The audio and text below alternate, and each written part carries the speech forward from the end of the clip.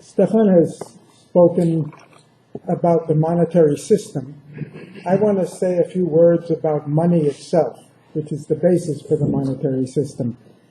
One of the big mistakes I think we've made in the social sciences is regarding for too long that money is the special purview of economics, of economists. We need to look at money in a much wider point of view than it's normally regarded. So my comments are really to look at money from a social perspective. What is money? Money is not a thing. Money has no inherent value of its own. Money is a social organization. I would say it's essentially a networking tool. It's a networking tool like language. It enables us to exchange value. It has no value in itself. It's a networking tool like the internet. Socially, in the evolution of society, money has played a tremendous role, and no matter how much we want to bash the system we have, I think it's important to recognize that the development of money, like the development of property, has been one of the ways in which individuality has empowered the individual, given him a mobility and a freedom that he otherwise would not have. In traditional societies without money, it's very difficult for people to change their status. It's very difficult to change their position. But we're in a society where you can forget birth, you can forget where a person comes from or what their parents were. If money comes, it gives access to social mobility. So no matter if we have problems with money, we should also understand that money has been a powerful instrument for the development of the society, even for democratization and human rights. Doesn't mean we don't have problems with it. It's important to realize money has no inherent value outside a social context. You can have all the money in the world. If you're living on a desert island, it has absolutely zero utility for you. Or even if you're in society, if people don't believe that your money is real, if they think it's counterfeit, it has zero value. Everything depends on, it fosters human relationship. But we know that there's another side to it. Money's, because of this capacity for convertibility, money is that which enables us to convert any type of social power into other types of social power. If we have knowledge, which is a form of power, we can convert it into income. If we have political influence, we can convert it into money, or vice versa. If you have money, you can convert it into political influence. You can buy technology with it, or technology can be used to generate money. So money is the great marketplace for transfer and interconversion of one type of social power into another. So the problems we're having with money really boil down to how power is being used in the society. Money is not the problem. The problem is how power is distributed, and money is one of those ways. And money, as we know, through plutocracy, is driving political processes, just as political processes are determining who gets the money and how much, and who gets the benefits of the social processes. So these are all very basic general statements, but I think it's helpful to keep in mind that we're really dealing with, at a fundamental social level, of how society creates value or power and distributes that power. One of the ways in which money grows in value, one of the things that's mysterious about it for us is we see money tends to have the capacity to multiply itself. Well, other things multiply themselves. Knowledge multiplies themselves. Technological capacity multiplies themselves. Innovation, many things multiply themselves, but with money we can quantify it. And we wonder how come somebody who's got money is able to multiply it. Information multiplies itself. You can use it and create new information from it. Money is also a symbol. For us, it's not just a thing, but it's a symbol for so many other things. The Economist deals with the value of money as a symbol for products and services, or as a symbol for productive capacity. But we know that money can symbolize access to anything. As Thomas was saying, money becomes a source of prestige in itself. So if you've got money, you have prestige, you have power, you have influence, you have success, supposedly you have everything you want. Fundamental basis for money, that what it's symbolizing, why is a currency like the U.S. currency very powerful? Or very valuable. It's reflecting, one, the military power of the society, the political influence of the society, the social or political stability of the society, the productive capacity of the society, certainly, but not only that, the educational system, the capacity for science and technology, innovation, the legal rights of people in the society, cultural values. It's a composite of all of these things. And this is important for us because if our goal is to create greater prosperity, greater welfare and well-being, producing things is not the only way we can create greater value. It's not the only way we can multiply the value of money. If we can increase trust in the society, we can multiply the value of money, the amount of money, and access to money, which essentially what the credit card system has done over the last 30 years.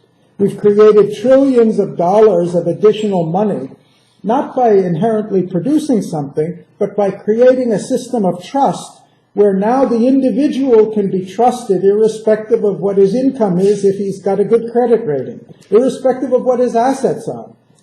Just because he pays his bills on time. We have information that says if you give him money, he's going to repay it.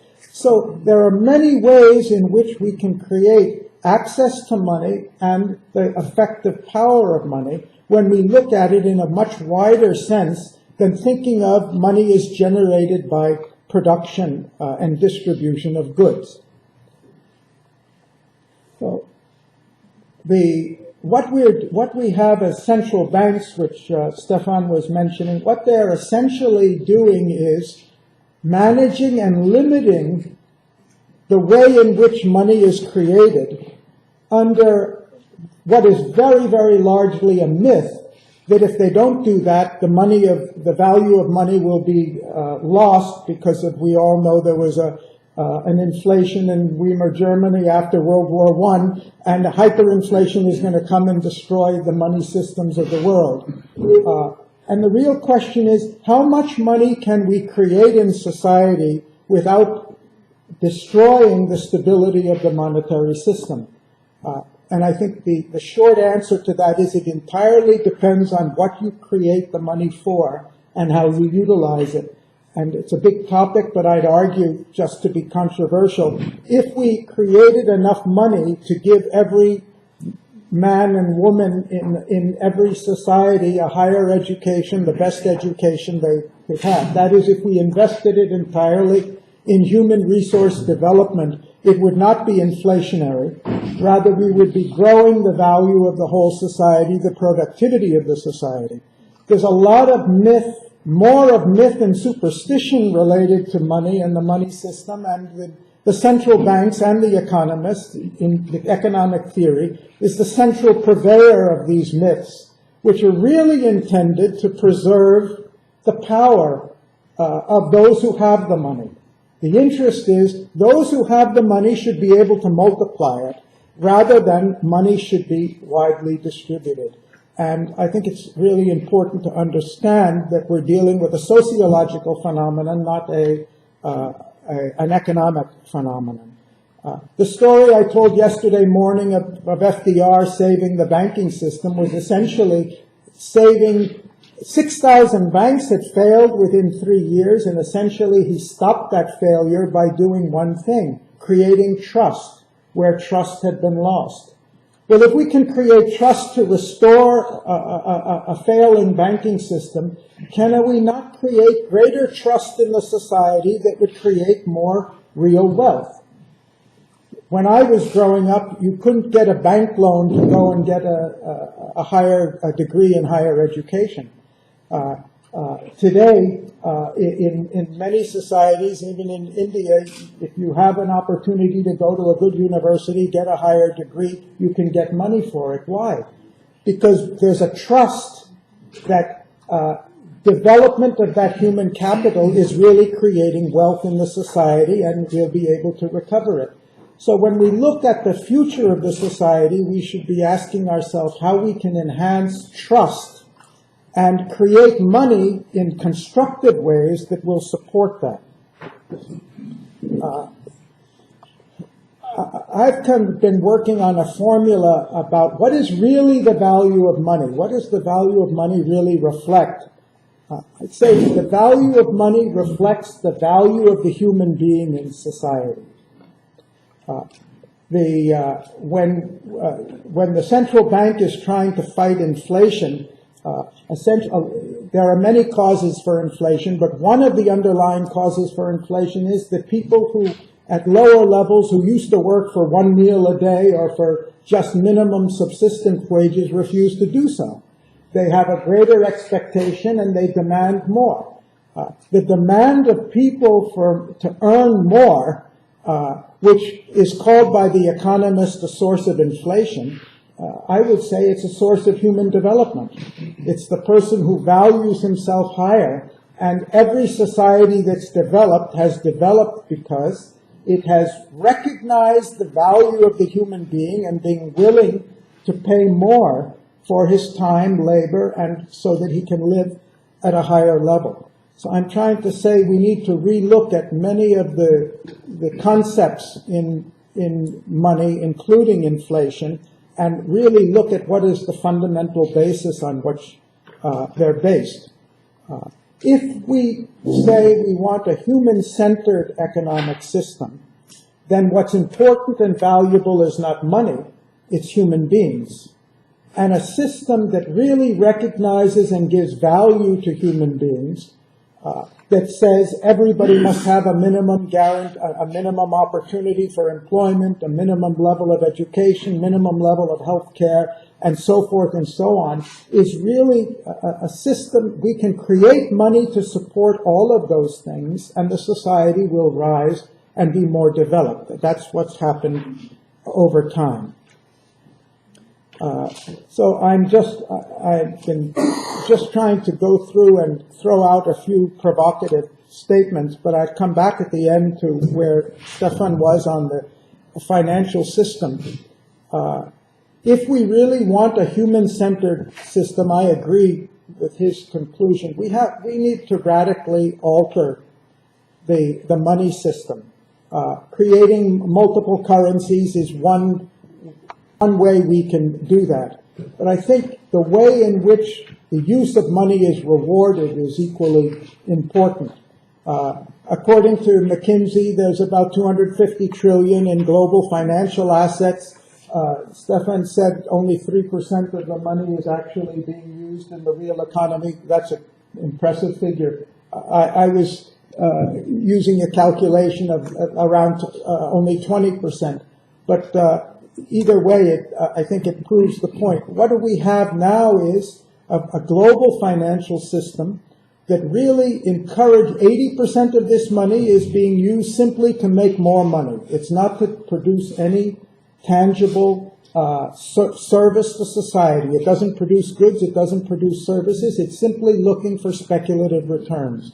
And we have a financial system whose primary responsibility is to preserve that 80% and help it get decent returns. The system is driven by those who have the wealth, and governments are tied into that system and draw on that money for their finance, for the investment. One single change of disincentivizing speculative investment, and we can easily define speculative, or simply define it as short-term investment that is not committed to any social purpose. If we simply introduce, it's not a new idea, of course, you're all familiar with, but it's an illustrative of how quickly and how dramatically we could make an impact. If we simply introduce a tax proportionate to the shortness of the investment time, and of course with computerized trading it's measured in milliseconds, and say the longer the investment, the lower the tax, we could radically change the way money's being used in the society, the incentives that are either there to invest it in people or invest it in the long term or invest it just simply for speculative returns. In order to do that, it's not simply a question of changing tax rates or something. It's a question of recognizing that underlying the system we have is a power structure and sources of power and forces of power that have a great vested interest in keeping things the way they are. My complaint is not about the people who have power and are trying to protect themselves. Right now, I think our target is the intellectual framework that is justifying that, that's putting a veil over this, that's preventing the public from understanding what's really going on, that are advocating a theoretical framework which is camouflaging the fact that what's really being distributed and controlled is social power rather than productive purposes. And that's one of the reasons why new economic theory is so important, to get some transparency and clarity about how the system works. Thank you.